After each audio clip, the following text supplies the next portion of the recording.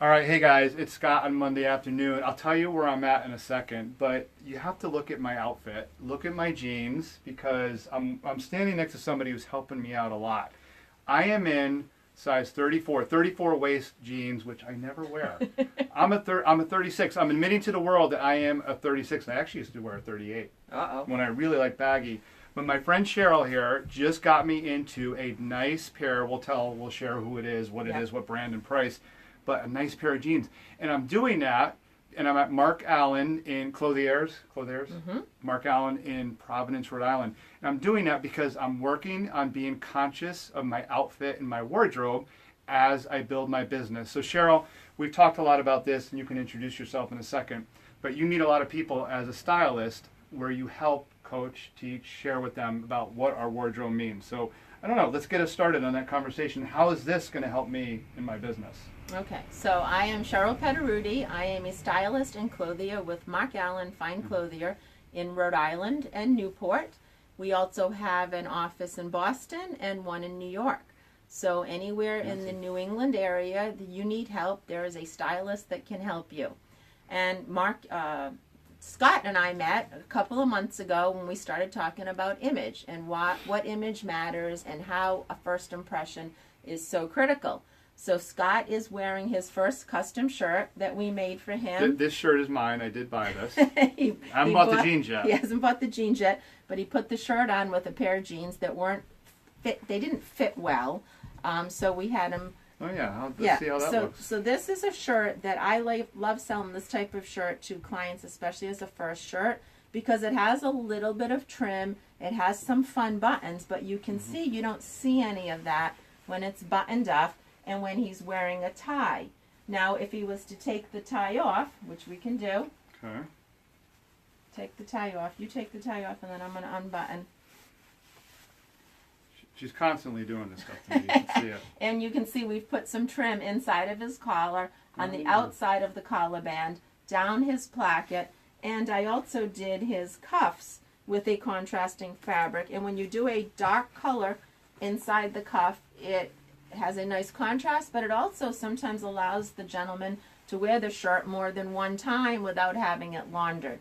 And the custom shirt is probably one of the biggest investments you can make when you decide to upgrade your wardrobe, because a shirt will wear quickly in the collar, generally in the cuff, and sometimes in the elbow, especially if you're like Scott and you have longer arms, because it's not fitted properly.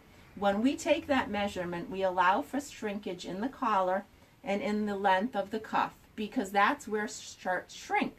And when they shrink, they start to wear faster against your skin, wear out, and that's why a custom shirt is going to last a lot longer than an off-the-rack shirt that isn't designed for you. So can we touch on really quick, before we get into, for the last couple minutes, we'll talk about the effect that our wardrobe has on our career, our business, and all that. But so I thought I was getting a really fitted shirt when we did the measurements for this, and it is still a little, Cheryl didn't like when we met. You know, I like to wear my clothes a little baggy. I've always been that way. I'm a little bit of a thicker person, and I have big legs, so I always wanted to be comfortable, and I didn't think about the style or the fashion look. So she's been coaching me on wearing more fitted. But I actually thought this was going to be more fitted. So what's your take on this style, how it looks on me? And So when I met Scott the first time, his shirt was big enough for both of us to fit in, and we still would have had room. So when I put him in his first custom shirt, I gave him an allowance on either side that I knew he would be comfortable in. My shirt, you can see the allowance isn't nearly as great as his, because I am used to wearing my clothes much more fitted. And Scott has already, but the one thing that you can do as a stylist is to put somebody in something that they're not comfortable in. And if you do that, you're not going to have that relationship the way you want it to be. And they might never come back to you. It's much easier to take additional fabric out and to trim down the shirt as we go. And he's already agreed that his next shirt will be more trim than this shirt. And I wish you could see the original shirt that I met him in. Okay. But we could definitely take more shirt fabric out of the sleeve and the body, and he'll still be very comfortable in it, because, again, it's measured properly for him. His arms aren't going to be too tight. His chest isn't going to be too tight. I'm not going to take it out of there. It's just really from the waist and in the hips, because he's a fit guy, and when you wear clothes that fit, you may as well enhance that.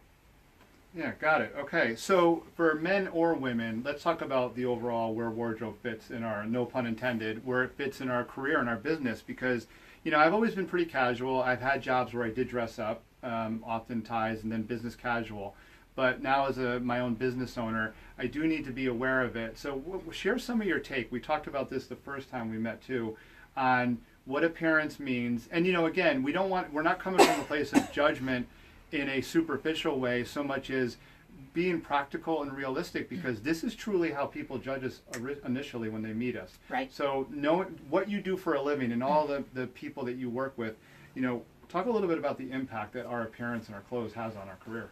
Right. So we subconsciously judge people within 7 seconds of meeting them by how they look. It's nothing that we consciously are aware of. Our brain subconsciously judges. Within 7 seconds, we've made a determination of what that person is based solely on how they look. Mm-hmm. So for somebody like you now, who's starting your own business, we've talked about this is a nice fitting outfit. You look really nice. It's not a dressy outfit. We're both wearing blue jeans, DL denim, which is one of my favorite brands. We sell that. We sell Pescarello. We have certain types of jeans that are all designed that you're not going to see any big name anywhere on the jean. Oh, there's not even on the back? No, there's a small black label, because when we put you in these things, we want it to be your style, your image. You don't need to be wearing somebody else's name out there. It's you. It's all about you. But we want to understand the culture of the environment. And Scott and I talked about it just earlier. If he was speaking to a lot of white-collar professionals who were looking to be coached to enhance their occupation, to look for a promotion, he'd want to go to them with the tie on, maybe even add a nice sport coat. He could still keep the denim on. He probably would want to upgrade to a nice cotton trouser or a wool trouser. But you understand the culture of the environment.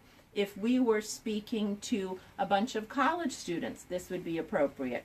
This outfit would be? But sure, why not? Take the tie off, roll up your sleeves, relax. You want to be able to relate to somebody. Yeah. When you're if you were to be interviewing for Google and you showed up with a 3-piece suit, a pocket square, and a tie, you would be totally overdressed for a Google work environment. As soon as they saw you, they'd say, this person doesn't fit in. So it's about understanding the environment you're going to, whether it's professionally or socially, not being underdressed, never being afraid to be somewhat overdressed, but too overdressed in any situation is not good. Underdressed, we've all seen the guys in the airport or the women in their pajamas. Okay, I get it. If you don't have the TSA pre-check and you have to take off your shoes, a flip-flop's not bad. We can throw on a pair of jeans, can throw on a shirt. We don't need to be in pajamas in a hoodie that's oversized. I brought a hoodie today, for example, and I'm going to throw it on. Oh, I like this. You like this? Getting adventurous. On camera, changing on camera. So as a stylist, if I was presenting to you and talking about why dress matters, and I walked into the conference room with this, what are people going to say? I'm the same person. The knowledge that I know about style, about careers, about image is still in there, but I am not going to sit down in a boardroom in this and have people take me serious as a stylist. If I was going to a BC football game, I'd be fine. I wouldn't want to be there in a red dress. But this is not the image that I want to portray, because people expect me to look some way because I'm a stylist. People expect you to look somewhat different if you're successful. I think people are drawn to people who look together. I know I always have. I don't consider myself superficial, but I mean, I've always been drawn to somebody. I don't like the sloppy look. Right. I definitely used to wear baggier clothes, which you're helping me with, but I didn't like the sloppy look. So, and I love that point too. This is so true, that we're still the same person. Right. But how we project and what we project out to others, it does matter. It's just reality. Yeah. So last point, I think we talked about this the first time too, but let's throw that out there. There is something to be said for when you look good, you feel good. Yes. And then you carry yourself in a different way too, right? You want to share more of that? So that to me is almost more important than how others are perceiving you based on what you're wearing. When we are well dressed, we feel better about ourselves. We engage the world with more confidence. we feel more comfortable, we feel more successful. It's about the feeling. You know, the old saying, fake it till you make it. Well, if you're looking the image, you can fake it a lot better. We talked about, I don't know if we talked about this last time, but there are statistics out there that when a woman has a bad hair day, she's 20% less effective in the workplace. You amortize that type of revenue for businesses. How much money is lost every time a woman has a bad hair day? Because she doesn't feel good about herself. So if she feels good about the way her hair looks every day, the way she's dressed every day, she's going to be more productive and she's going to be happier and more fulfilled, which is what you're always trying to get to. What makes you happy? What makes you fulfilled?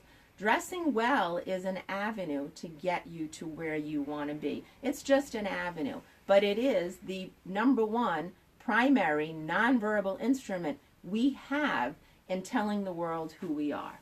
Yeah, that's great. That's so well put. I have nothing else to add to that. I think you just all wrapped and summed it up so succinctly and on point, and that has a big impact on our career. So, and you don't have to spend a ton of money, right? No, Great no. clothes, and another time maybe we'll share more about what Mark Allen has, but you also can do it. I want to invest in a few nice shirts like this, which are a little bit more expensive, but you can be economical, right? Right, and we talked about earlier, it's about redirecting your spending.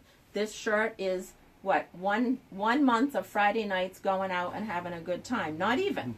So what's your priority in life? Going out, eating and drinking on the weekends? You're dropping $50 each night. Or if you're going on a date, you're dropping $100.